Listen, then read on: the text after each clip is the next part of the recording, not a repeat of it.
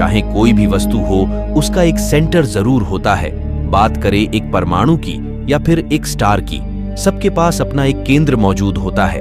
अब सवाल ये उठता है कि अगर हर एक चीज का एक केंद्र होता है तो हमारे इस ब्रह्मांड का केंद्र कहां पर है, या फिर ब्रह्मांड का कोई सेंटर ही नहीं है? आज के इस वीडियो में बात करेंगे कि यूनिवर्स का कोई केंद्र है या नहीं, अगर है तो ये कहां पर है, और अगर नहीं भी है तो क्यों नहीं है।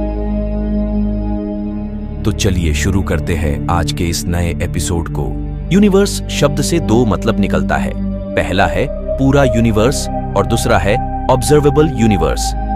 यूनिवर्स का वो हिस्सा जिसे हम देख सकते हैं उसे ही ऑब्जर्वेबल यूनिवर्स कहा जाता है। और जब हम एज ऑफ द यूनिवर्स की बात करते हैं तो इसका मतलब ऑब्जर्वेबल यूनिवर्स के किनारे से ही होता है, न कि पूरे यूनिवर्स के। हमें अभी भी इस बात का कोई अंदाजा नहीं है कि असल ब्रह्मांड कितना बड़ा है। सामान्यतः जब भी हम ब्रह्मांड की बात करते हैं तो हमारा मतलब ऑब्जर्वेबल यूनिवर्स से ही होता है। अब बात करते हैं कि ब्रह्मांड का सेंटर कहां पर है। पहले बात करते हैं पूरे ब्रह्मांड के सेंटर की। अगर बात करें पूरे ब्रह्मांड की तो वैज्ञानिकों का कहना है कि इसका कोई भी सेंटर नहीं है। अब आप सोच रहे होंगे ऐसा कैसे हो सकता है। एक्सप्लोजन चाहे किसी भी तरह का हो, उसका एक सेंटर जरूर होता है जहां से उसके विस्फोटक पदार्थ आगे फैलता है। उदाहरण के लिए एक बॉम्ब को ही ले लो जिसके एक्सप्लोजन का एक केंद्र होता है। और ब्रह्मांड का जन्म भी तो आज से 13.8 बिलियन साल पहले बिग बैंग के धमाके से ही हुआ था, तो फिर इसका सेंटर क्यों नहीं है। दरअसल साधारण धमाके और बिग बैंग में काफी अंतर है। जब हम साधारण से बॉम्ब में होने वाले विस्फोट की बात करते हैं तो उसको होने के लिए एक स्पेस पहले से ही मौजूद होता है। और अगर हम कहते हैं इसका सेंटर कहां है तो हमारा मतलब इससे होता है कि इसका केंद्र स्पेस में कहां है। असल में कहां शब्द का उपयोग ही स्पेस को रिप्रेजेंट करने के लिए किया जाता है। लेकिन जब हम बात करते हैं बिग बैंग के धमाके की तो यह उस समय की बात है जिससे पहले कोई स्पेस ही मौजूद नहीं था। खुद स्पेस भी बिग बैंग के बाद ही अस्तित्व में आया। ऐसे में यह कहना गलत होगा कि धमाके का सेंटर कहां पर है। दरअसल स्पेस में एक ही साथ अनगिनत पॉइंट्स एग्जिस्ट करते हैं। जब हम टाइम में पीछे जाते हैं तो ये सभी पॉइंट एक दूसरे के करीब आ जाते हैं और एक समय पर ये सभी बिल्कुल एक साथ आ जाते हैं। असल में बिग बैंग सिंगुलैरिटी कोई एक पॉइंट नहीं है, बल्कि यह एक साथ अनंत पॉइंट्स का एक समूह है जिसमें पूरा ब्रह्मांड समाया हुआ रहता है।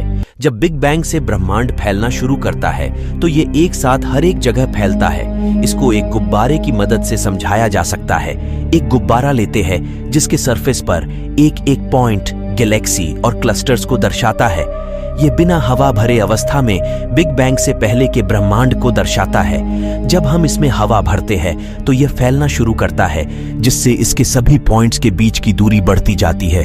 इस उदाहरण में गुब्बारे का सरफेस खुद स्पेस है, जो टाइम के बीतते ही समान रूप से हर तरफ फैल रहा है, जैसे जैसे हम इसमें हवा भरते हैं। लेकिन यह बात ध्यान देने योग्य है कि गुब्बारे का यह उदाहरण यूनिवर्स को सही से रिप्रेजेंट नहीं कर पाता है।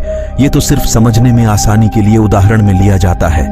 तो जब बिग बैंग से ब्रह्मांड फैलना शुरू किया था तो ये किसी एक पॉइंट से नहीं हुआ था, बल्कि पूरा स्पेस एक साथ फैलना शुरू किया था, जिस वजह से इसके सभी पॉइंट्स के बीच की दूरी लगातार बढ़ती गई। ऐसे में इस ब्रह्मांड का कोई एक सेंटर कैसे हो सकता है। अब बात करते हैं ऑब्जर्वेबल यूनिवर्स के सेंटर की। जैसा कि हम पहले से जानते हैं, ऑब्जर्वेबल यूनिवर्स पूरे ब्रह्मांड का वो हिस्सा है जिसे हम देख पाए हैं। अगर हम कहें इसका सेंटर कहां पर है तो ये निर्भर करता है कि आप इसे कहां से देख रहे हो। अगर आप धरती पर हो, धरती ही आपके लिए इस ऑब्जर्वेबल यूनिवर्स का केंद्र है।